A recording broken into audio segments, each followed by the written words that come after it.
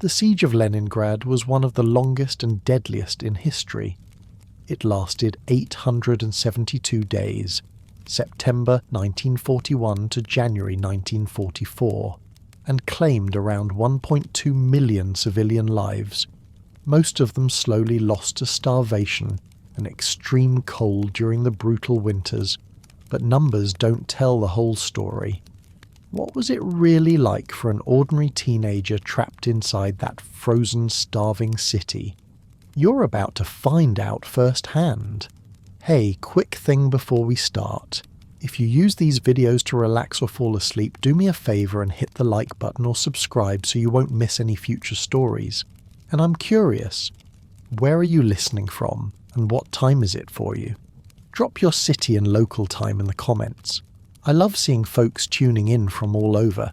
Some of you starting your morning, others late at night. It's amazing we can all be here together. All right. Tonight we're going back to the winter of 1941 to 42 in Leningrad, the darkest winter of the siege. But first, make sure you're comfortable. Seriously, fluff up your pillow, pull that blanket tight, get nice and cozy. Where we're about to go, you'll want to be warm and safe. Your eyes open in darkness. The first thing you feel is cold, a deep, biting cold that stiffens your fingers and toes.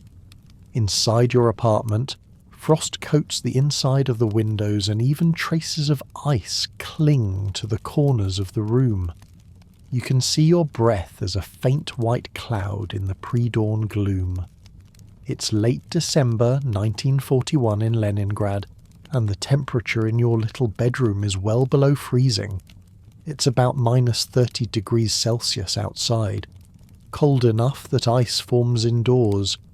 You lie under a pile of threadbare blankets and coats, trying to convince yourself to leave the relative warmth of your bed. Every joint aches with fatigue and hunger. You tighten your stomach muscles against the gnawing emptiness. It doesn't help. Nothing really helps the hunger. You are 14 years old. Your name is Nina. In another life, a life before the siege, you were a schoolgirl who loved books and movies and sweets. But names and hobbies don't matter much anymore.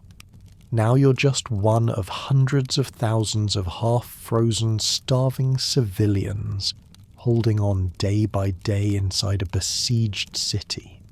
It's been nearly 4 months since German forces surrounded Leningrad, cutting off all roads and railways. 4 months since any food officially came in. The city has long since run out of its stored provisions. You're starving, along with everyone else. In the bed across the small room, your little brother Misha whimpers softly in his sleep. He's only 8 years old, just a skinny bundle under layers of rags. You listen for a moment to make sure he's not fully waking. If he does, he'll cry for breakfast, and there is none. Not really. Misha has been having nightmares lately. You both have. When he whimpers like this, you wonder if he's dreaming of food. You dream of food constantly. Finally, you force yourself to sit up. The air is so cold it stings your cheeks. You pull on your threadbare coat over the sweater you sleep in and wrap a ratty wool scarf around your neck. It's still mostly dark.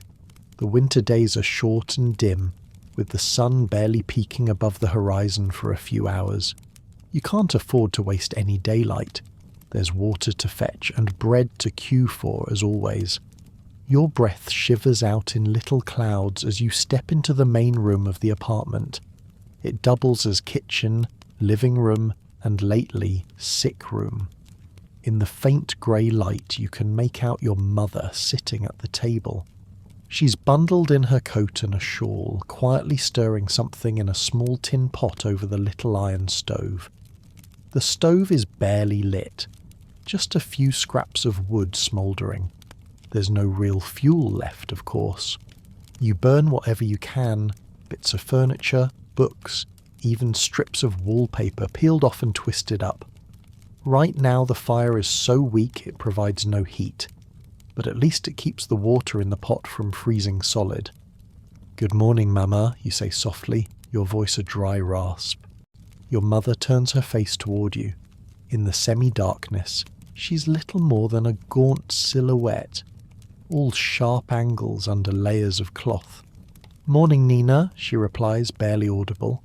Her voice is thin, she saves her strength now, speaking only a whisper.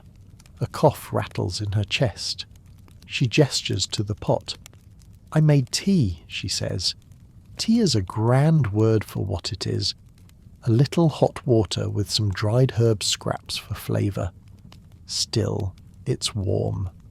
You sit with your mother at the wobbly table. The two of you share a moment of silence, listening to the eerie quiet of the apartment building. Once, you had neighbours who played the radio or gramophone in the mornings, neighbours who squabbled or chatted in the stairwell. Now the whole building is hushed. People conserve their energy. Many apartments are empty. Their occupants died or left. Those who remain move slowly, if at all. It's a strange, heavy quiet, broken only by distant thunder from outside, the boom of artillery in the distance as routine now as the wind. Mama pours a few spoonfuls of warm water into a tin cup and hands it to you. Your fingers curl around the metal, greedily soaking up the faint warmth. The tea has no sugar. You haven't seen sugar in months. Still, you sip it slowly, pretending it's a rich brew. It trickles down into your stomach, which clenches in response. It's been over a day since your last bite of solid food, and even that was almost nothing. You and your family, like everyone in Leningrad, survive on bread rations, and even those have shrunk to almost nothing. Back in November, the city cut rations to the lowest point. Only 125 grams of bread per day for civilians like you. 125 grams, about 3 thin slices. And even that bread is mostly sawdust and fillers, not real flour. They bulk it with cellulose, malt, even ground up pine needles. It's black, dense, and bitter, but it's all that stands between you and starvation. Mama saved a small piece of yesterday's ration for this morning. She takes a tiny scrap of black bread from her pocket and carefully breaks it in two. By the weak light you see it crumble, so dry and coarse. She hands you half. It can't be more than a mouthful, maybe 10 grams of bread. "Eat," she whispers. You hesitate. Your mother always tries to give you and Misha extra at her own expense. If she's giving this to you, it means she hasn't eaten any herself. "Mama, you should have it," you protest softly. She just shakes her head. Her eyes, sunken in dark hollows, fix on you sternly. "I'm not hungry," she lies. "Go on." You know she's hungry, in constant pain from it like you. But you also know better than to argue, so you nod and press the scrap of bread to your mouth. The smell of it makes your stomach spasm with desire. You chew slowly, deliberately to make it last. Gritty particles of husk and sawdust, a ghost of real bread flavour. It's dry. You sip a little warm water to wash it down. It's gone too quickly, but you feel a tiny bit of relief as it hits your stomach. Mama smiles faintly at you, a rare softness in her drawn face. You realise she was watching to make sure you ate it all. She exhales, a mix of exhaustion and contentment, and pats your hand. "Wake Misha," she says. "Time to go." Right.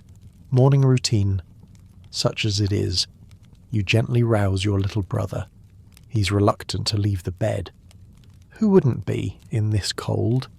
But the promise of a sip of warm water and his crumb of bread gets him moving. Soon the three of you bundle up as best you can.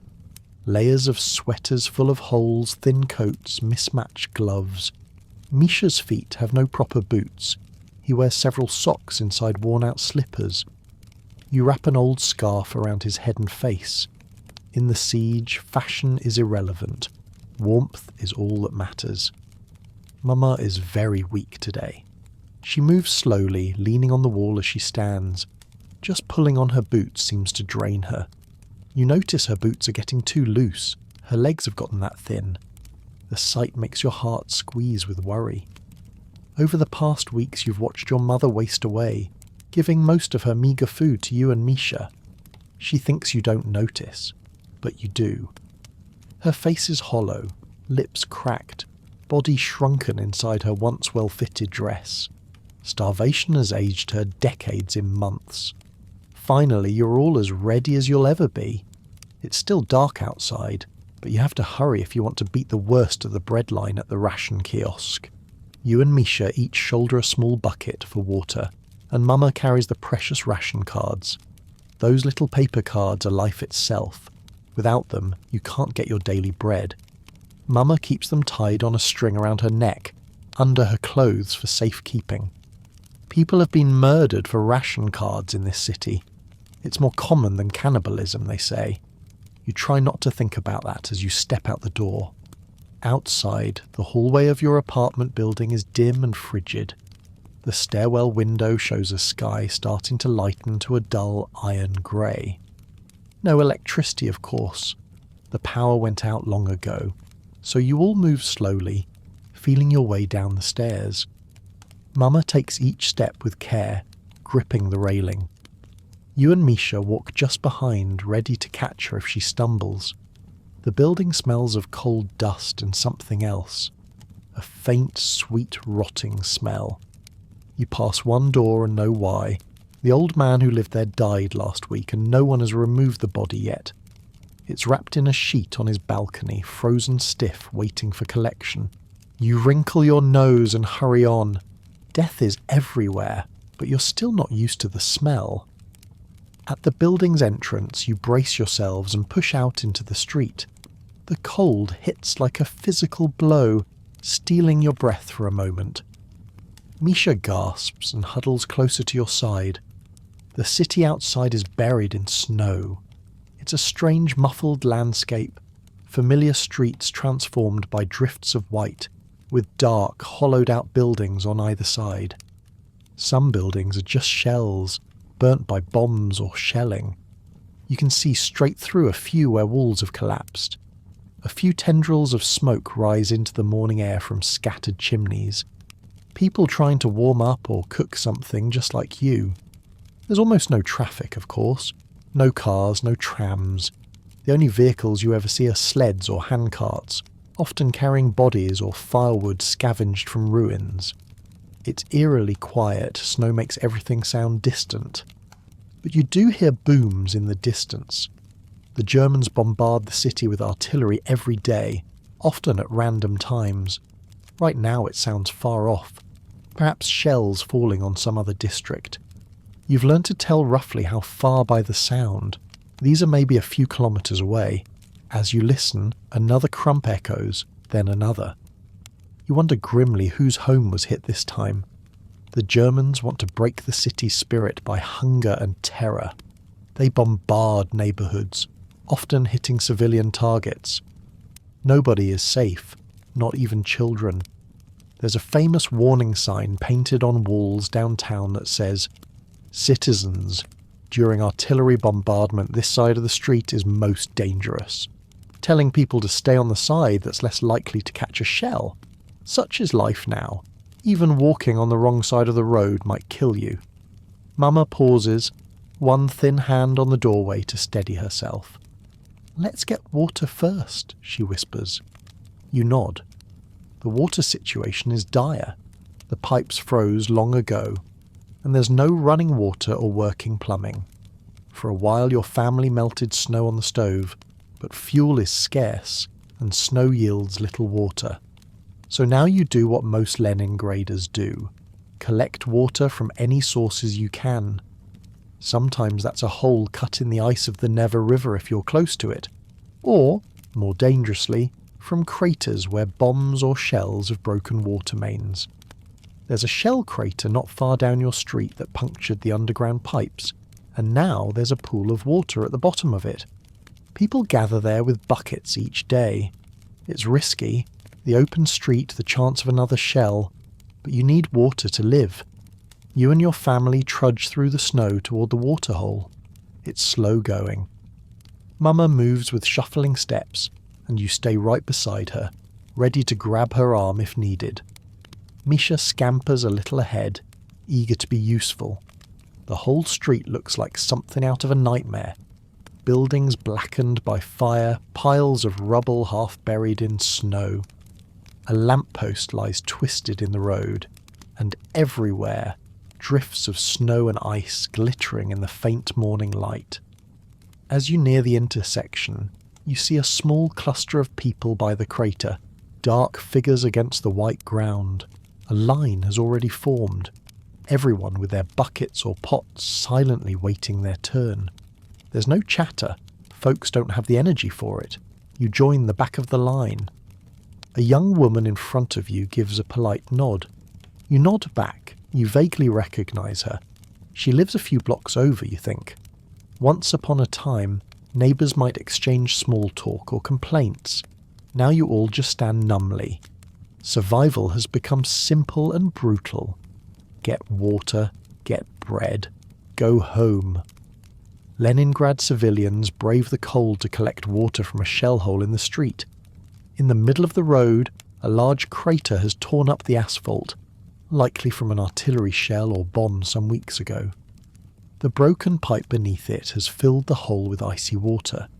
People take turns carefully descending into the crater, dipping their buckets. The walls are slick with ice. The woman currently down there nearly slips as she climbs out, her boots sliding. Two men reach out to help her.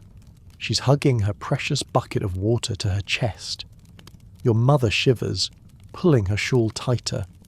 You notice her lips are almost blue. She can't stay out here long, you think worriedly. When it's your turn, you quickly descend into the crater with both your bucket and Mama's. She's too frail to manage it, so you insisted on doing it. The water is bitterly cold on your hands as you fill each container to the brim. The weight of them is tremendous. Several litres of water feel like lead as you heave the buckets up. Lack of food has made you so weak. Your arms shake with the effort, but you get out, and Misha grabs one bucket from you to be helpful. It almost topples him. "Careful, Mishka," you murmur, taking it back. "You'll have to carry both. He's just too small." Water secured, you all start toward the bread distribution kiosk 2 streets over. The sky's brighter now, a dull white glow through haze. It might be mid-morning. You've lost exact track of time since clocks and radio stopped. As you walk, you keep scanning the skies and listening warily. The distant thumps of artillery continue intermittently. It's when they stop sometimes that you worry. It can mean the barrage might shift to your area. But for now, things seem far off. You pass a battered tramcar derailed and frozen in place, half buried in snow. Beyond it, a few blocks over, you see one of Leningrad's grand buildings, or what's left of it, silhouetted against the sky. Its roof is gone, burned in an air raid back in September. That was the Badaev food warehouse, where much of the city's supplies were stored. It was bombed and burned on the very first day of the siege. You still remember the orange glow in the sky that night, and the sickening realization that so much food was gone. Mama often says that was the true beginning of the famine. When the Badaev warehouses went up in flames, so did any hope of adequate food. Ever since, the rations kept dropping until they hit these starvation levels. Mama suddenly stops, swaying on her feet. "Mama?" You quickly loop an arm through hers. She's breathing fast. "Just dizzy," she whispers. "I'm okay," but she's not. You can feel how fragile she is, even through layers of clothing, just skin and bones. You urge her on gently. "We're almost there," you say. The ration kiosk is at the next intersection. A small crowd is already there. Pale, skeletal figures bundled in threadbare coats, lined up in front of a tiny storefront. A hand-painted sign with the word "Chleb," bread, hangs crookedly above the shuttered window. As you join the queue, you notice some in line are literally collapsing where they stand. A man near the front is propped against the wall, eyes closed. You can't tell if he's asleep, unconscious, or dead. No one else in line seems to react. This is normal now. Another person, an elderly woman, sits on the curb wrapped in a blanket, trembling uncontrollably, too weak to stand. You instinctively position your mother to lean against a lamppost so she doesn't have to support her full weight. Time passes. You shift from foot to foot, partly to keep your blood moving and partly from anxious impatience. The line crawls forward. The ration distribution doesn't open until around noon, but people queue hours early in hopes of getting their allotment before supplies run out for the day. More than once you've waited half a day only to be told there was no bread left. The memory makes you bite your lip in worry. What if that happens today? As if reading your thoughts, Misha tugs on your sleeve. "Will we get our bread today, Nina?" he asks in a tiny voice. You force a smile and nod. "Yes, of course," you lie reassuringly. "We'll get it." He nods and tries to smile back. You put a hand on his shoulder, feeling the ridges of his bones even through his coat. He's so thin. You have to get the bread today. You just have to. At last, after an eternity of shuffling, you reach the front. The bakery clerk is a middle-aged woman wearing a threadbare overcoat and fingerless gloves. Her cheeks are sunken like everyone else's, but she still must be a bit better off. Working at a distribution point, maybe she gets extra rations. You hope so. It would be only fair given the desperate crowd she faces daily. She barely looks up as you present the 3 ration cards. 1 for you, 1 for Misha, 1 for Mama. The clerk examines them and peels off the day's coupons, then reaches behind her into a bin. She hands over 3 small bundles wrapped in wax paper. Today's bread ration for each of you. You thank her quietly and move aside, letting the next person press forward. Immediately you feel a flood of relief just having that precious bread in hand. It's the difference between another day of life or death. 125 grams each. You know exactly what it should weigh, what it should look like. At one point, manual labourers and soldiers got higher rations, 250 grams, even 500 grams. But as civilians, and non-working children at that, you get the lowest. Still, 3 portions together is a modest loaf's worth. It has to last all day, or maybe 2. Mama is trembling with effort and hunger now, eyes fixed on the parcels of bread. Not to eat them right away takes iron will. She closes her eyes a moment, steadying herself. Then she does what she always does, divides 1 portion out of the 3 and tucks it away in her pocket for later. That is ostensibly for our sick grandmother, who is back at the apartment. But in truth, it's for us later. Grandmother isn't going to eat it. She died 3 days ago. You all knew it was coming. Grandma Anna was 78, already frail before the siege, and the hunger took her quickly. Still, it happened in a quiet, heartbreaking way. One night she just didn't wake up. The problem is, you haven't reported her death yet. Her body lies wrapped in a sheet on the balcony, frozen stiff in the -30-degree cold. It sounds horrific, but everyone is doing the same. The city can't bury the dead properly. The ground is frozen solid and there are too many bodies. So people put their departed loved ones outside or in hallways until mass collection carts come by. You haven't seen a cart in days, though. Perhaps there's no fuel to run them. But the other reason you haven't reported Grandma's death is the ration card. If you declare her dead, they'll cancel her bread ration. And that extra 125 grams a day could mean the difference between your little brother surviving or not. So Mama, with great guilt, has been using Grandma's card each day, quietly saving that bread to share between you and Misha. She eats none of it herself. You realise that with a pang. Mama wants every possible crumb to go to her children, even if it means lying to the authorities and effectively starving herself faster. You glance at her gaunt profile as she pockets Grandma's bread. Her sacrifice is enormous and unspoken. You turn away from the kiosk, glad to be done with the most urgent tasks. Water and bread acquired. Now home beckons. The sooner you get back, the sooner you can huddle under blankets again, and perhaps divide a midday portion of bread between you. As you heft the water buckets again, your arms feel like lead pipes now. An air raid siren suddenly cuts through the cold air. At least you think it's a siren, but instead of a wailing horn, it's a metronome-like ticking echoing from loudspeakers on poles. In Leningrad, they've rigged up a city-wide signal. A slow, steady tick means all clear, and a rapid tick means air raid imminent. Right now, the ticking from the nearest speaker just sped up to a frenzied rapid click, click, click. That means incoming attack. Now. Take cover, someone in the breadline shouts hoarsely. Instinctively, you grab Misha's hand and pull Mama with your other hand. The artillery barrage has shifted. You hear the whistle of shells approaching. Boom! A deafening explosion hits perhaps a block away, followed by another. The ground trembles. People scatter, seeking any cover, doorways, alleyways. You drag your family into a recessed shop entrance, pressing them against the stone wall.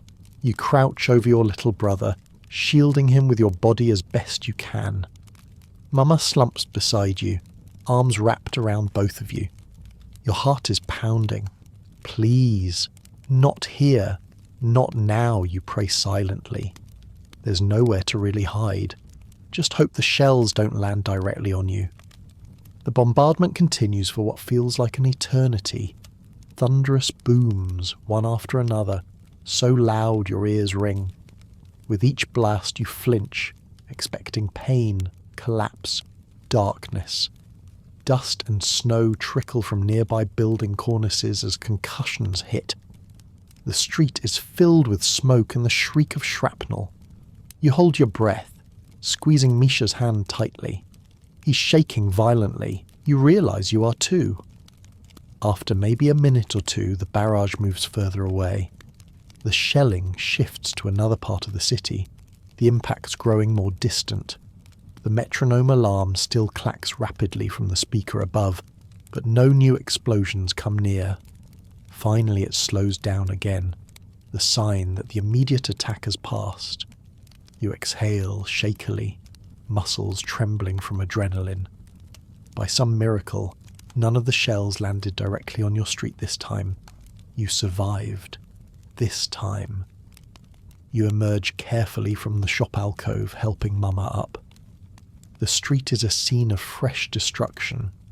A few nearby buildings took hits.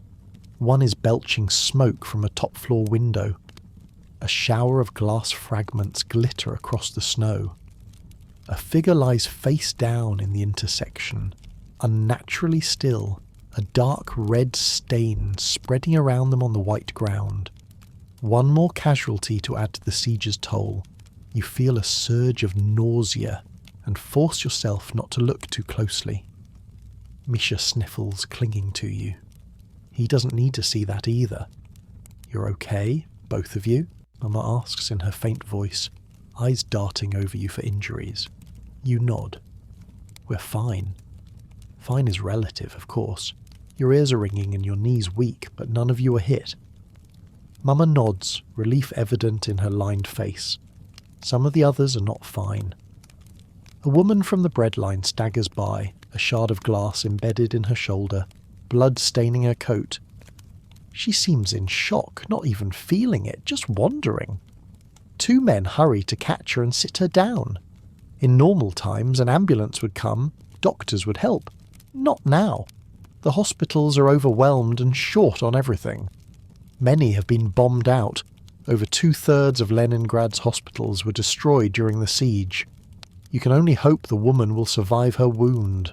You realise you dropped one of your buckets during the explosions. Frantically, you look around and spot it. Overturned in the snow, precious water spilled out and already freezing. A pang of despair hits. That was an entire bucket of water wasted. Biting your lip, you retrieve the empty bucket. You're not going back to refill it now. The bread in your coat pocket, thankfully, is intact. You shielded it with your body. Small mercies. Let's get home, you croak. Mama agrees with a weary nod. Leaning heavily on you, she begins trudging back the way you came. Misha keeps a firm grip on your coat, as if afraid another blast will tear you away. The walk back is agonizingly slow. Mama's strength is nearly gone. Twice she stumbles and you fear she'll collapse in the street. Both times, you and Misha prop her up, murmuring encouragement. Almost there, Mama. We're almost home. It's not far, just a few blocks, but it feels like miles. You pass familiar landmarks turned ghastly. The playground where you used to push Misha on a swing now lies silent. The swing set collapsed and half buried in snow. The candy shop on the corner, once bright and full of chocolates, is a charred ruin from a bomb strike in October. The blackened signboard still reads, confetti, sweets, ironically. By the time you reach your apartment building's door, Mama can hardly stand. She hasn't eaten in 2 days, you're certain. She gave everything to you and Misha. Her face is grey with exhaustion and hunger. You all but carry her up the dim stairwell, one step at a time. Misha bravely carries the remaining half bucket of water, trying not to spill a drop. At last, you get inside your flat. The moment you close the door, Mama slumps to the floor, trembling violently. You and Misha drag her over to the pile of bedding. You wrap every blanket and coat you have around her to warm her up. Her eyes are closed, and for a terrifying second you think, is she still breathing? She is, shallowly. Mama, you'll be okay, you whisper, voice choked. She doesn't respond, already lost in semi-consciousness. You know it's not just the cold, it's starvation. Her body is shutting down. Frantic, you scramble for the bread you just got. Your ration and Misha's, and Grandma's portion too. They're all here. You hadn't planned to eat it all at once. You usually ration it through the day, but right now you need to get some into Mama. You tear a chunk of the bread, perhaps 50 grams, and lift it to her lips. Mama, please, you urge. Her eyelids flutter. You eat it, Nina, she whispers. Even now she tries to refuse so you can have more. A sob catches in your throat. No, Mama, you must eat. For us. Finally you manage to get a bit of the bread into her mouth and she reflexively chews. You trickle a few drops of water in too. After a few minutes she swallows. Some colour returns to her cheeks. She opens her eyes weakly and looks at you and Misha hovering over her. I'm all right, she lies, reaching out a hand to stroke Misha's thin arm. He bursts into tears now, the shock of the morning's events catching up to him. Mama hushes him gently. You share out a little bread with your brother as well, not too much at once on an empty stomach, and eat a bite yourself. It's amazing how a morsel of food can revive you, at least momentarily. Mama manages to sit up a bit with your help, propping against the wall and pillows. She actually musters a wan smile. See? I told you we'd be fine, she whispers. You try to smile back, but you can't shake the deep worry gnawing at you. Mama is not fine. She's starving to death in front of you. No matter how you share the bread, the truth is there's just not enough calories to keep an adult alive on 125 grams a day. Mama's body is consuming itself. Muscle, fat, whatever's left. And she's still giving pieces to you and Misha every day, accelerating her decline. You blink away tears, not wanting to upset her by crying. You have to be strong, for both of them. Outside, the daylight already begins to wane. In these winter months, darkness comes early. You keep the stove going with a few splinters of wood, enough to boil a little water for supper. Supper will be bread soup, meaning some hot water with crumbled bits of bread. It's thin and pitiful, but it helps warm your bellies.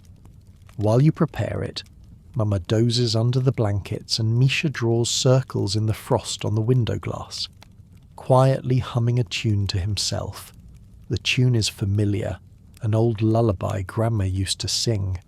The memory tugs at your heart. Grandma's gone. Mama might soon follow if nothing changes. You swallow hard and focus on breaking the breadcrumbs into the boiling water. As the soup simmers, a sudden knock at the door startles you. You freeze, exchanging a quick alarmed glance with Misha. No one visits. Not now. The knock comes again, more insistent. Mama stirs confused. Cautiously, you pad to the door. "Who is it?" you call softly. "NKVD," a brusque male voice replies. Your blood runs cold. The NKVD, the Soviet secret police, have been going around enforcing order even in the midst of all this chaos. You've heard stories of them investigating households for cannibalism or ration card fraud, and you have a dead grandmother hidden on the balcony and are still using her ration. For a moment, sheer terror roots you to the spot. Did someone report you, or are they just doing checks? "Open up," the voice demands. You have no choice. With a shaking hand, you slide open the bolt and crack the door. Two figures push in, one in an NKVD officer's long coat and hat, another a soldier with a rifle slung over his shoulder. The officer's sharp eyes sweep the room. You pray they don't notice the shape of Grandma's body under that sheet out on the balcony, visible through the frosted glass door. "We're checking on residents," the NKVD man says curtly. He's thin, of course. Even the police are hungry, but carries an intimidating presence. "Any deaths or illnesses to report?" His gaze lands on your mother, who has struggled to sit up, clutching a blanket around herself. No deaths here," she says quickly, voice trembling.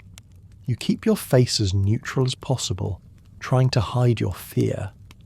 The officer steps closer, peering at Mama. "Name?" She gives her name. "Household members?" "Myself, my 2 children." Mama gestures to you and Misha. The officer consults a clipboard. "And Anna Morozova, age 78. You feel your heart in your throat. Mama hesitates just a second too long. The officer's thin face hardens. "Where is Anna Morozova?" A tense silence. You decide to speak up, your voice meek. "That's our grandmother. She's very sick, too weak to get out of bed." It's not entirely a lie, she was very sick before she died. You try to sound convincing. The NKVD man eyes you, then looks toward the dark bedroom. "We need to see her." Your stomach flips. Think, Nina. Think. If they see she's dead, they'll know you kept drawing her ration. That could be punished as theft or speculation. People have been shot or imprisoned for crimes far less. Even for cannibalism, NKVD records show they executed those who murdered for flesh. And though you've not done anything so horrible, you did technically collect bread on a dead person's card. You can't let them find her body like this. "Mama, where's Babushka?" you suddenly say aloud, loudly enough for the officers to hear. You rush over to the bedroom door and call, "Babushka! The police are here to see you!" Then you turn to the officers, lowering your voice conspiratorially. "She's very deaf, sirs, and delirious. She wanders in the night sometimes. We actually lost track of her this morning." You force some tears into your eyes. Mama can't chase after her, you see. She's so weak. We think Babushka went out and got lost. The NKVD officer narrows his eyes. Clearly this sounds suspect, but it's also not implausible. Many elderly did collapse in the streets. The soldier with him scowls. "You lost an old woman in this weather?" "When?" Mama, catching on, adds in a quavering moan. "We looked and looked. She sometimes goes to the church a block over. We checked there. Maybe she... Oh, God." She begins to sob, a mix of real and feigned grief. Your mother is not a good liar generally, but right now her despair is very convincing.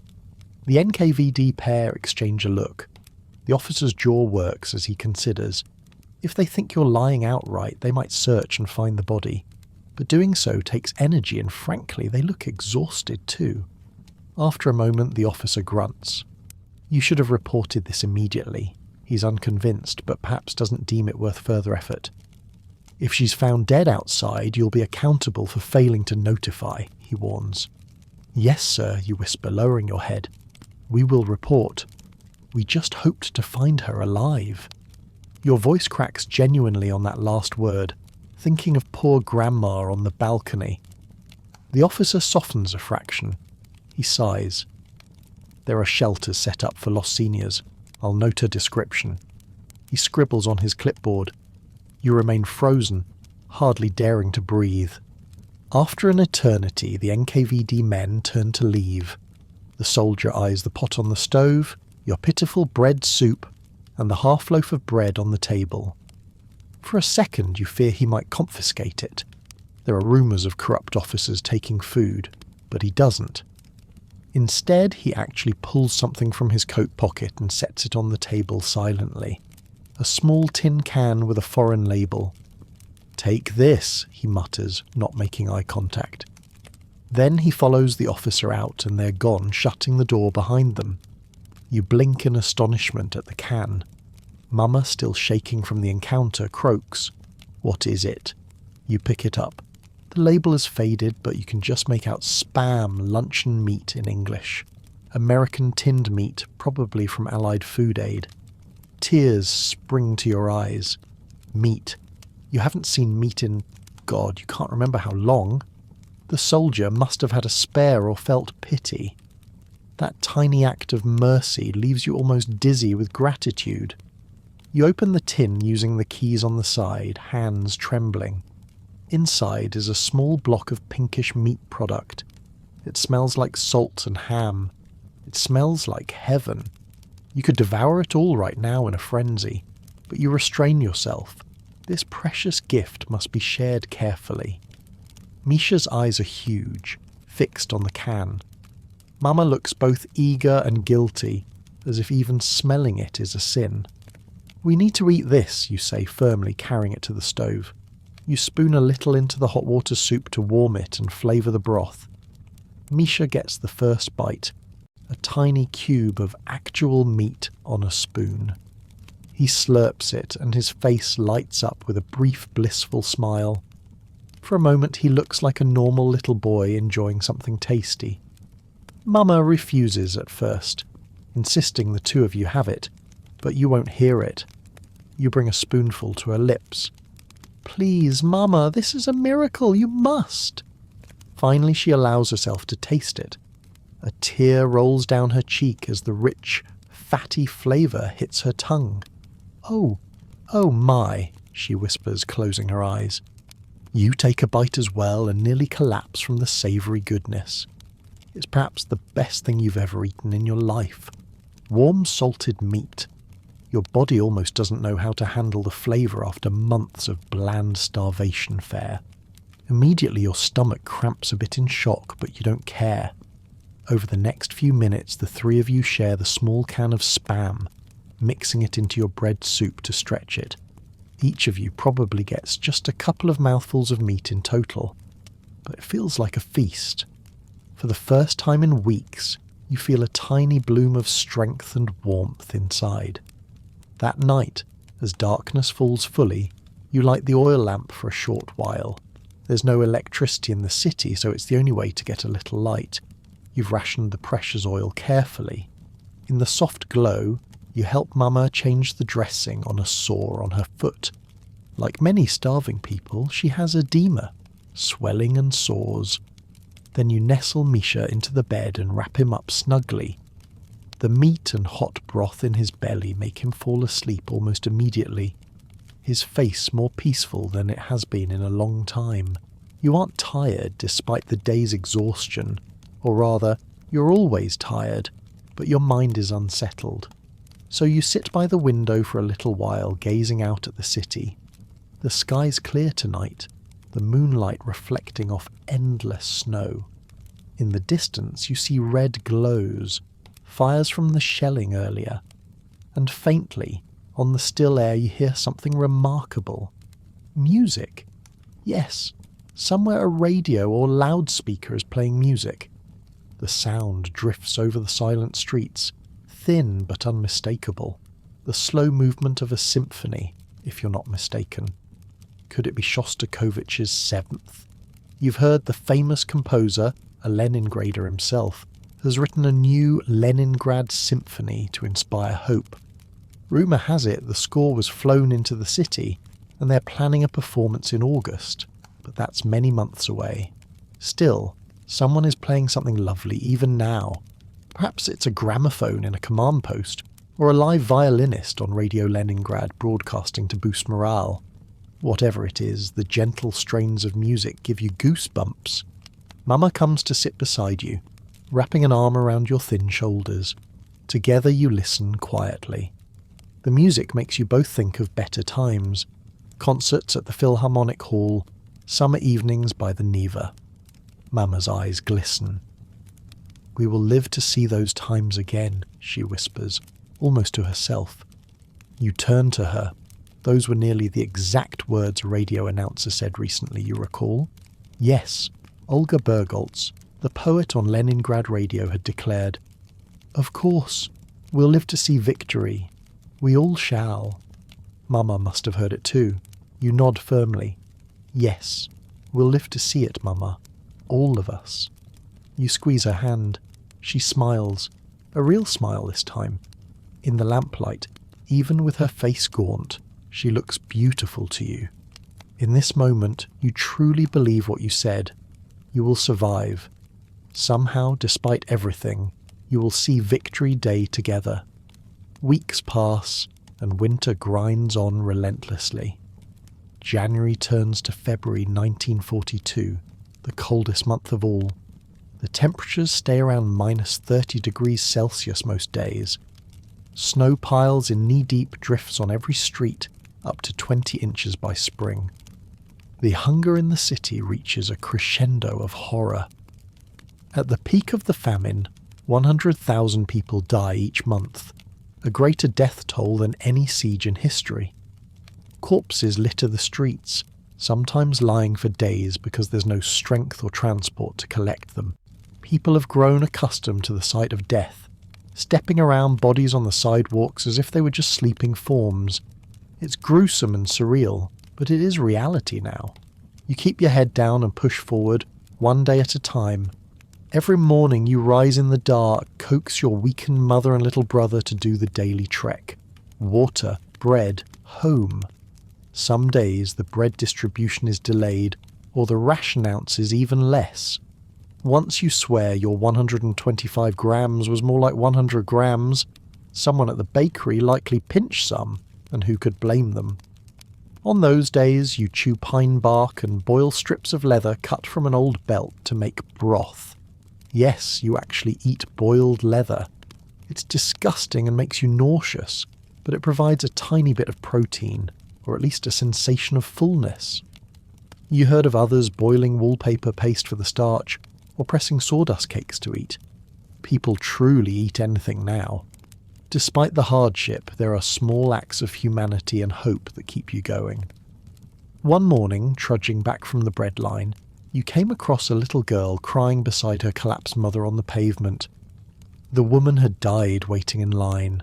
The girl, maybe 5 years old, sobbed that she was hungry. You remember having a single piece of caramel candy in your pocket, something you'd saved from before the siege. You slipped it into the girl's hand and guided her to a nearby aid post. You don't know what became of her, but the grateful look in her big hollow eyes warmed you for that day. Another time, you witnessed a remarkable thing. An impromptu concert in a courtyard. It was late January, twilight falling, when you heard violin music echoing off the walls. Cautiously you peeked in and saw a man, an emaciated musician in tattered coat, playing his violin for a small crowd of similarly skeletal residents. He played a soft, nostalgic melody, and though his fingers were stiff with cold, he played beautifully. People wept silently at the sound. When he finished, no one clapped. They had no energy. But many approached and pressed little gifts into his hand, a few cigarette butts, a button, a piece of bread from their own ration. It was so moving you cried the whole walk home. Even amid starvation, art and generosity survive. Yet for every moment of grace, there are moments of darkness and horror as well. You start hearing whispers of cannibalism around the city. At first you thought it was just scary rumours, but then one day, you saw something that made your blood run cold. You were fetching water at a different cracked pipe when you noticed a strange reddish-brown stain in the snow behind a shed and discarded beside it. A human arm, partially burned. You froze in shock. Others noticed too and murmured in dismay. It looked like someone had tried to butcher and cook a body there. Perhaps they were interrupted or just left the remains. You'll never know. But you do know the NKVD arrests people every day for cannibalism. Over 2,000 such arrests by the end of the siege. They even categorise them. Those who only eat the already dead get prisoned, while those who kill for flesh are shot. According to official records of 300 people arrested in 1 month, April 42, 44 were murderers for meat. As horrifying as it is, cannibalism remains relatively rare compared to the scale of starvation. Far more common is people killing each other over ration cards. Over 1,000 such murders in the first half of 1942. You thank God that no such evil has touched your family directly. You have not descended to those depths, and you pray you never will. One night you did catch yourself looking at the lifeless body of a stray dog in the road just a bit too long, wondering if... No. You shook the thought away, ashamed. That same night, Mama quietly confessed she'd heard of neighbours boiling human flesh. She looked at you with haunted eyes and said, "No matter how hungry we are, promise me, Nina, we won't ever." You promised fervently. The thought makes you sick. Better to die as a human than live as a ghoul, you both agreed. Through February, the bombardments continue almost daily. German artillery targets any semblance of life. Bread queues, hospitals, homes. You've learned the patterns. Usually shelling intensifies when the weather is clear so their spotters can see. If you hear rapid metronome ticks from the loudspeakers, you run for cover if you can. If you're caught outside, you press against a wall on the safe side of the street. The city even posted those warning signs to remind people which side is dangerous. It's macabre knowledge to have, but it saves lives. One afternoon a shell landed near your usual water point just minutes after you'd left. You returned to find 2 people dead, one of them the kind young woman who often stood next to you in line. It could have been you. It can be anyone, any time. Miraculously, your apartment building still stands. Many around have been damaged or flattened, but yours only lost some windows.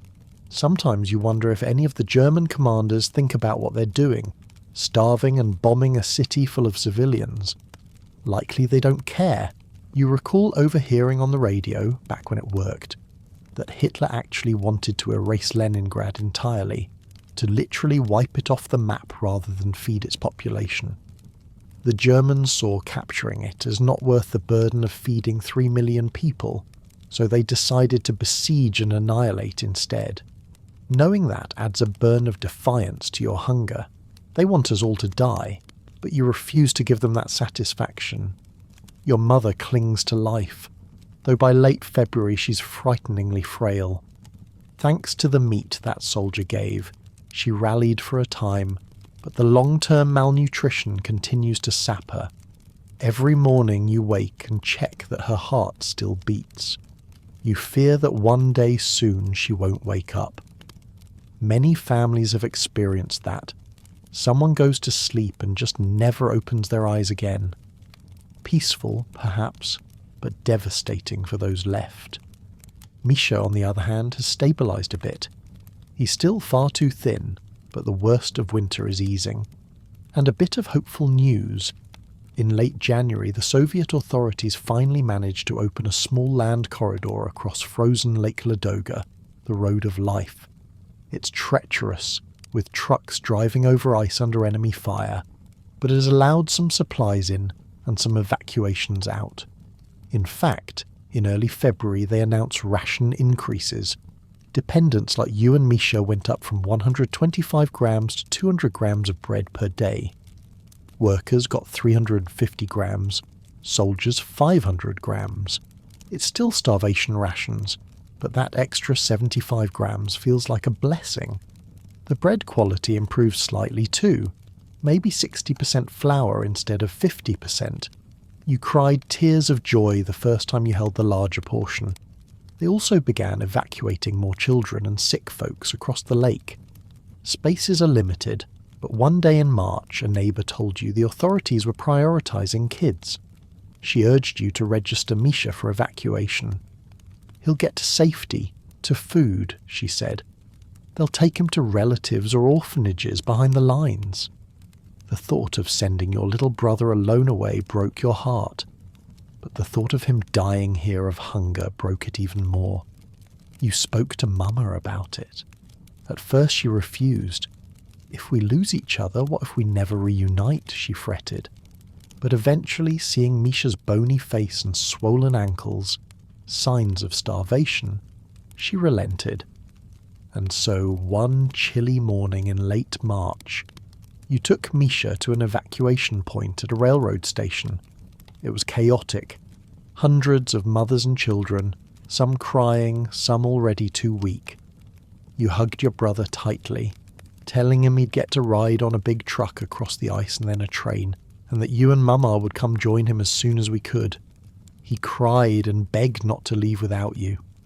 Mama, barely holding herself upright, kissed his hair and whispered all the motherly assurances she could.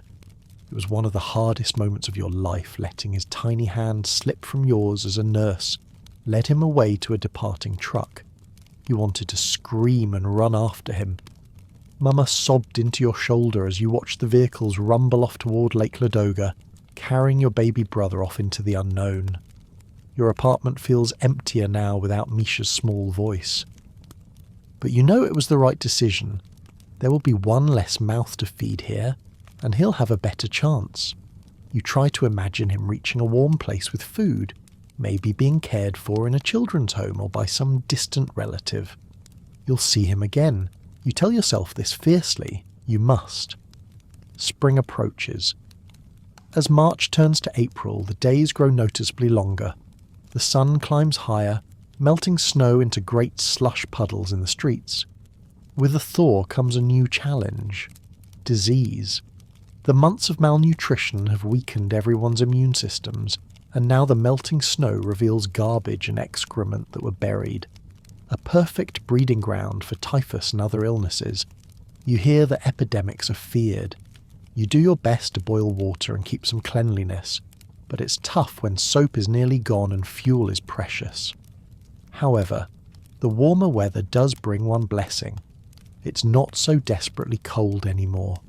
You don't have to wear every layer at night, and the stove can be lit less often. In early April, the siege gardens begin. People digging up any patch of earth to plant whatever meagre seeds or potato eyes they have left. You find a tin with some old cabbage seeds in a cupboard and go out to poke them into a thawed patch of soil by the building. It's probably futile given how little nutrients are in the soil, but doing something feels good. April 1942 also marks an entire year since you last saw your father. He's off somewhere in the Red Army, fighting to break this blockade from the outside. You haven't had any letters in months. You wonder if he even knows what you've endured. Likely not the full extent. The Soviet press, when you still got it, downplayed the hunger, focusing on heroism and resistance. You hope with all your soul that Papa is alive and that he'll be here when this is over. One afternoon, as you return from gathering some fresh snowmelt water, you encounter a crew of people in the street with shovels. They look healthier, clearly soldiers or militia who get better rations. They're shoveling debris and ice off the road, clearing storm drains. One calls out to you and a few other passers-by, "Hey, join us! We're cleaning up our beautiful city." He's smiling. Actually smiling. Something about it lifts your spirits. You set down your bucket and tentatively take a shovel. A middle-aged man beside you is also scraping rubble into a pile.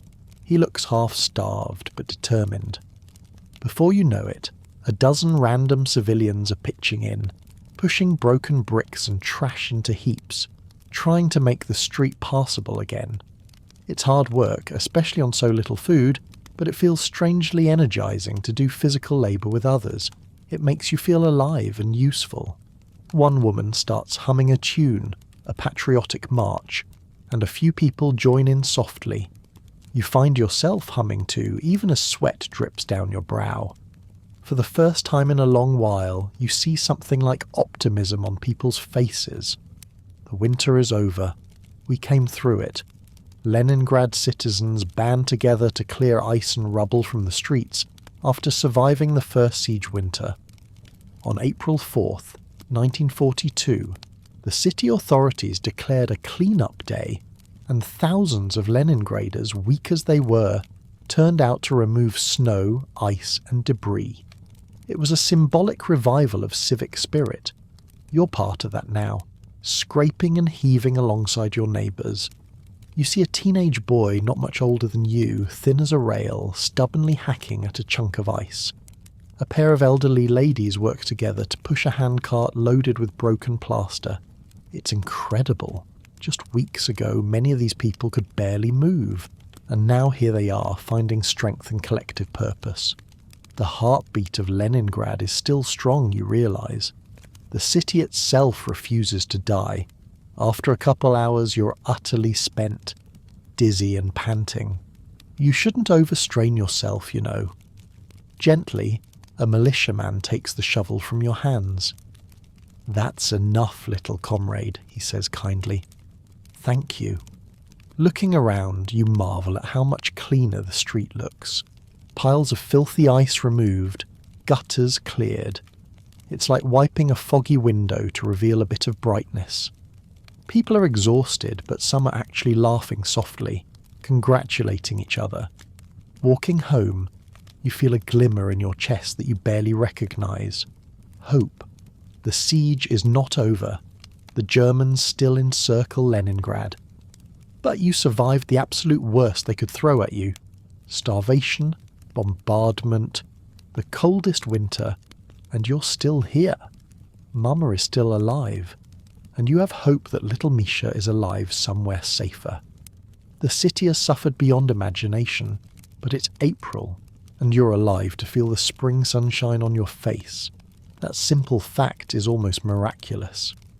That evening you and Mama sit by the open window for a bit, breathing the cool spring air. You have the radio on. Amazingly, it crackles to life now that there's some electricity being restored sporadically. A voice comes through. It's the radio announcer with the metronome sound behind him. He reports the day's events, including news that the Red Army launched another offensive to break the siege. It didn't fully succeed, but they gained some ground. Then he reads some poetry.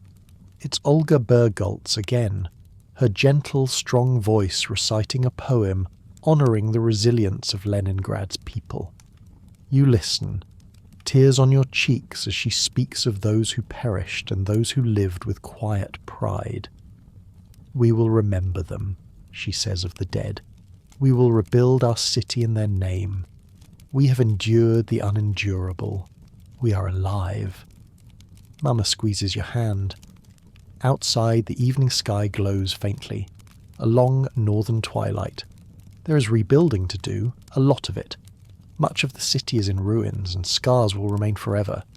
But one day, this siege will end. You allow yourself to imagine that day. The enemy gone, trucks of food pouring in, families reunited, music in the streets, warm bread for all. The image is so beautiful you could cry from longing. It's not here yet, but it will come. For now, you take out your diary. You started keeping one in March, scribbling in the margins of an old notebook, and write a few lines by the dying lamplight. You write about the day, how you helped clear the street, how it made you feel human again for a while. You note that hunger is still with you, always gnawing, but somehow its power is less today than yesterday. Perhaps because you know you defeated it by surviving. You even write the word hope and underline it. Then you blow out the lamp to save oil and crawl under the blankets with Mama. She's fallen asleep, exhausted from the day's small exertions. You curl up next to her, listening to her steady breathing. In the distance you faintly hear guns still. The war hasn't stopped for the night. But you're oddly at peace. You pull the blanket over both of you and close your eyes. As you drift off, you think of a lot of things. Of warm bread and butter, of Papa coming home, of Misha's laughter, of summertime at the dacha by the lake. So many things to look forward to. Yes, you're hungry and tired and the city is still besieged, but you're alive. Against all odds, you're alive, and dawn will come again tomorrow and you'll meet it. You will endure. Your last thought before sleep takes you is simple and determined. I survived the winter. I will survive until victory, and with that you sleep. A deeper, calmer sleep than you've had in a long, long time. You've earned it. Leningrad has earned it. The nightmares still lurk. They may always.